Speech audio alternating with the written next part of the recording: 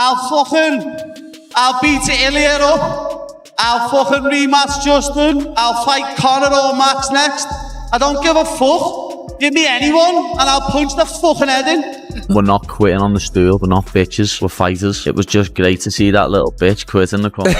But he did quit, Paddy. Paddy, he did not quit, Paddy. Who stopped the fight? Because it sounded like someone said, we finished the fight. He quit. You think he quit? If my coach says to me, we finished the fight, I go, no, we finished the fight. We're going out there. Can't sit there. No mass, no mass. Who gave Gaethje the better fight, Ilia or Paddy? Having fought both men, which fight would you say is more challenging? Well, I mean, Ilia is one of the best in the world. I mean, he is one of the most dangerous fighters that there is, and he's a lot more dangerous than Paddy Pimblett.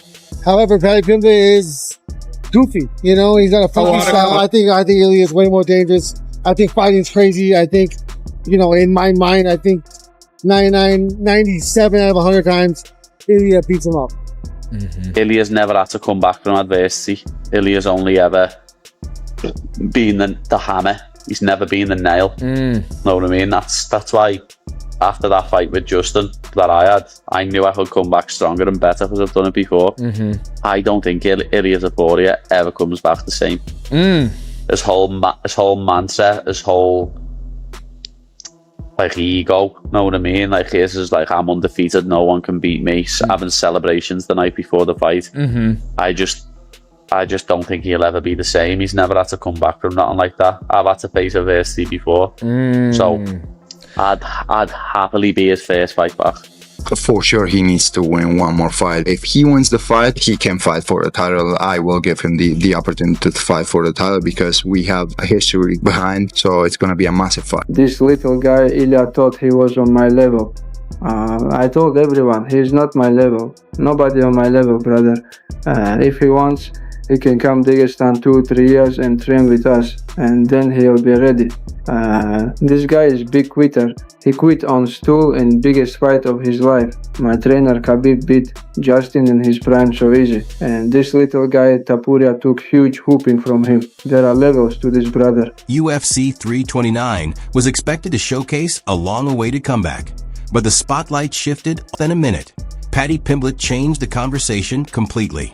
After submitting one of the toughest fighters in Paris, he grabbed the microphone and made his intentions clear by calling out Ilia Topuria.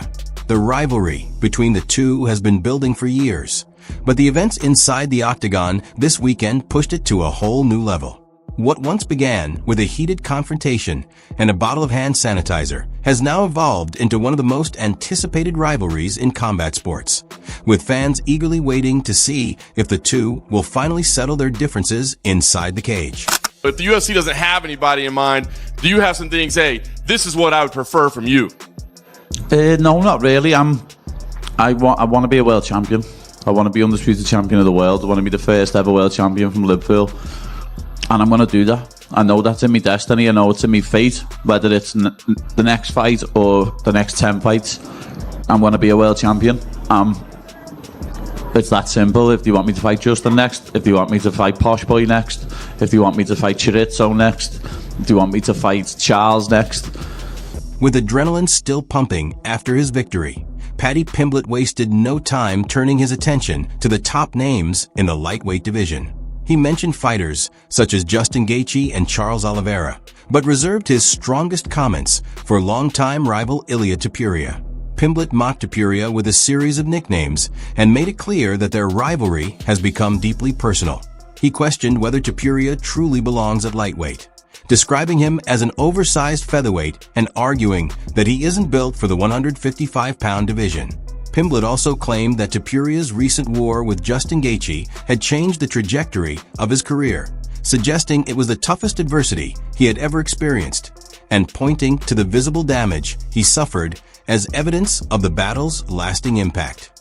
Well, all the fans around the world, I think that they want to see that fight. And at the same time, I have to be honest, I think it's one of the easiest fights that I could have in the lightweight division. Because, I don't know, I can do with him whatever I want to do in reality. It's like, it's very excited fight for the fans. Yeah. Where I'm gonna enjoy a lot the whole process. And at the same time, it's a fight where I'm going to be able to shine once again. Yeah. Probably a good paycheck too with that one. That's for sure. That's because you're such a prophet, how would you win that fight? What would be the prediction? I know you probably haven't studied him yet as closely as you will if it's made, but how would you win? When would you win? Give us some of that Ilia prediction magic. Against Paddy? Yeah. Oh, I have to think about it because I don't know. I won't hold you to it, so you can change your prediction. I promise you, I could like choose the way I want to finish. First round? Be like, that's for sure.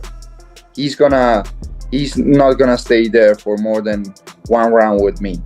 But I don't know, maybe it's gonna be cool to submit him in the ground with a triangle choke from the mount, something like that. Like, as I told him, put my in here. Topuria's response came quickly and left little room for doubt. Rather than being impressed by Paddy Pimblett's 52-second finish, he dismissed the call-out entirely. Speaking to reporters, Topuria described a fight with the Liverpool native as one of the easiest matchups available to him. He didn't simply predict victory. He claimed he could choose how the fight would end. The former featherweight champion confidently stated that Pimblett wouldn't make it out of the opening round. Adding one final layer to the rivalry, Topuria joked that he could even take the fight into Pimblett's preferred territory on the ground and submit him with a mounted triangle choke, using the comment to further underline just how confident he is in his abilities. In getting this thing done early, you kind of talked about the way it was going to happen, but I did wonder, I mean, early on in a fight, right, there's a possibility you could burn your arms out. There's a possibility you give up position because you're going for this choke. Was any of that playing through your mind in your decision making, or did you simply know, like, this is done at this moment? No, my corner was right in front of me. Me head coach Paul Ellis and Chris were all there, and Paul literally said, "Don't burn your arms out." But I knew I had it cinched up. I knew he was good at defending a guillotine, so we'd worked on other things around the guillotine, and that was just there, picture perfect. And it wasn't a proper Peruvian necktie, but I literally drilled a Peruvian necktie for the first time in about 10 years, about 5 weeks ago with my coach. And it was like a mixture between a Darce and a Peruvian necktie, but that's just how good my jiu-jitsu is.